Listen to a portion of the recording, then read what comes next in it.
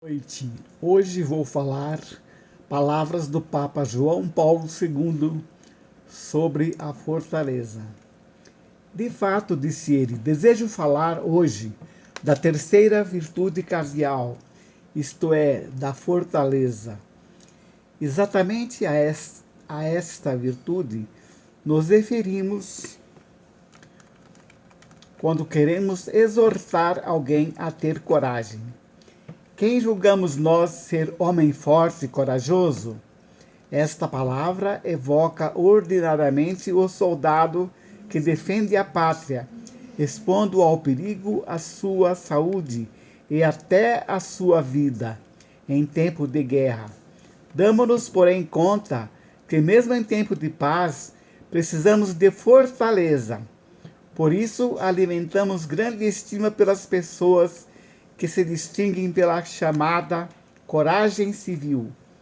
Um testemunho de fortaleza é nos oferecido por quem expõe a própria vida para salvar alguém que está para afogar-se, ou pelo homem que traz o seu auxílio nas calamidades naturais, como incêndios, inundações, etc.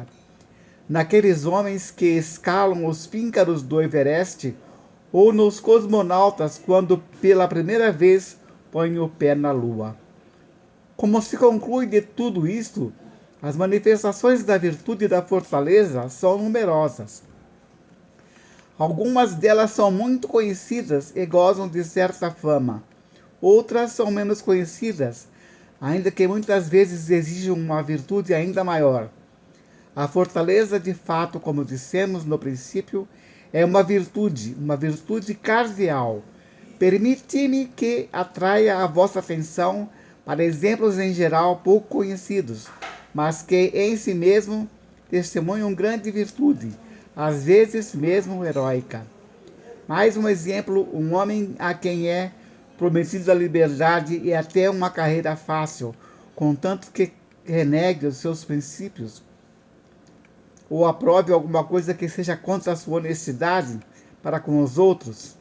E também ele responde, não, mesmo de fronte de ameaças, por um lado, e atrativos por outro. Eis um homem corajoso. Só a consciência humana as conhece, e Deus sabe-o. Desejo prestar homenagem a todos estes corajosos desconhecidos, a todos que têm a coragem de dizer não, ou sim, quando custa, aos homens que dão testemunho singular de dignidade humana e profunda humanidade. Precisamente porque são desconhecidos, merecem homenagem e um reconhecimento particular. Segundo a doutrina de São Tomás, a virtude da fortaleza encontra-se no homem, que está pronto a agrede perícula, isto é, afrontar o perigo, que está pronto a sustenir mala, isto é, suportar a adversidade por uma causa justa, pela verdade, pela justiça, etc. A virtude da fortaleza requer sempre alguma superação da fraqueza humana e, sobretudo, do medo. O homem, de fato, por natureza, teme espontaneamente o perigo, os dissabores e os sofrimentos. Preciso, por isso, procurar os homens corajosos, não só nos campos de batalhas, mas também nas salas do hospital ou no leito de dor. Tais homens podiam se encontrar muitas vezes nos campos de concentração e nos locais de deportação. Eram autênticos heróis. O medo tira às vezes a coragem cívica aos homens que vivem num clima de ameaça, de opressão ou de perseguição. Especial valor tem então os homens que são capazes de transpor a chamada barreira do medo, com a fim de testemunhar a verdade e a justiça.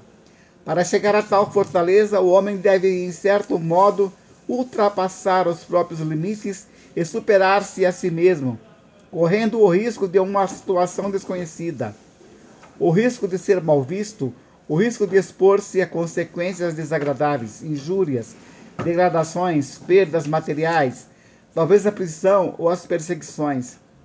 Para conseguir tal fortaleza, o homem precisa de ser sustentado por grande amor pela verdade e pelo bem a que se dedica.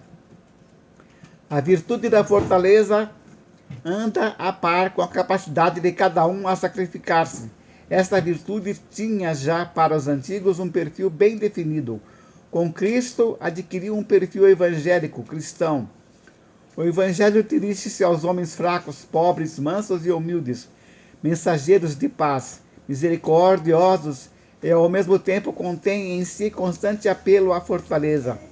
Repete muitas vezes: não tenhais medo. Mateus 14, 27. Ensina ao homem que por uma justa causa, pela verdade, pela justiça, é preciso saber dar a vida. João 15, 13. A outro exemplo é São Stanislau Kostka, patrono dos jovens, por natureza muito sensível e terno, todavia muito corajoso. A fortaleza levou a ele, proveniente de nobre família, a escolher a ser pobre, seguindo o exemplo de Cristo, e a colocar-se ao seu serviço exclusivo.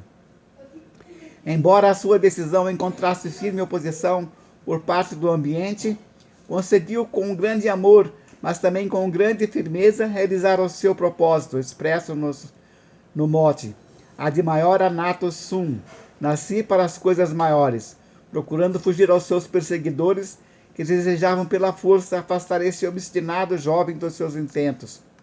Homens que saibam, com santa obstinação, repetir: ad maiora natus sum.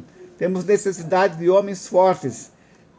Temos necessidade de fortaleza para ser homens. De fato, só é homem verdadeiramente prudente aquele que possui a virtude da fortaleza. Assim como também só é homem verdadeiramente justo aquele que tem a virtude da fortaleza. Peçamos este dom do Espírito Santo, que se chama o dom da fortaleza. Quando ao homem faltam as forças para superar-se a si mesmo em vista de valores superiores, como a verdade, a justiça, a vocação e a fidelidade matrimonial, é necessário que este dom do alto faça de cada um de nós um homem forte e no devido momento nos diga, no íntimo: coragem. Saúdo-vos com a paz de Deus.